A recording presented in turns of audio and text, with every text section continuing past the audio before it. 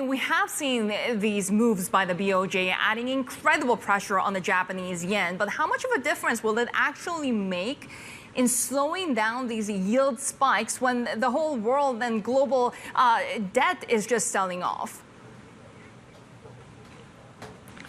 I think the BOJ is trying to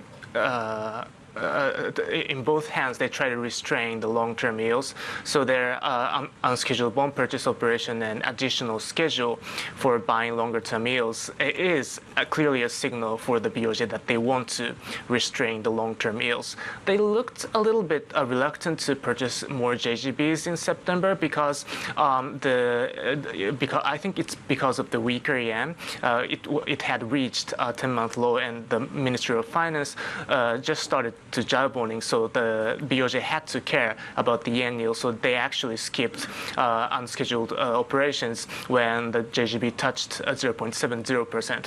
But things have changed because the MOF is ready to intervene in FX market. The officials jibe bondings a lot, and also the Bloomberg News says Yellen said kind of it's okay to intervene if it's meant to deal with the volatility. And finally, Prime Minister Fumio Kishida also mentioned about FX intervention. So therefore, now the BOJ has the Ministry of Finance at its back. So the BOJ is confident that flex muscle with the yields, with the Ministry of Finance flexing muscle on the yen.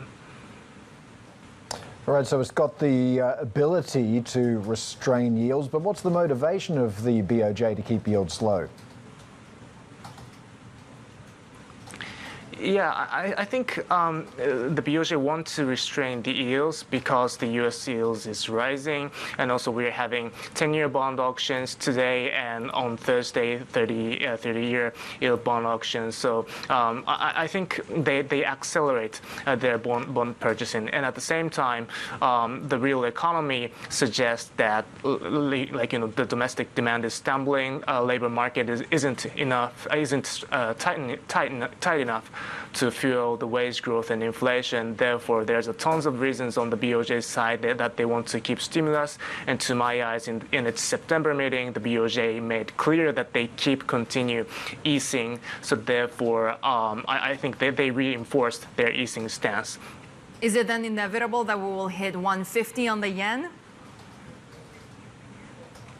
Yes, absolutely. Widening the yield gap between the U.S. yields means more selling pressure on the yen, either in carry trade or speculation.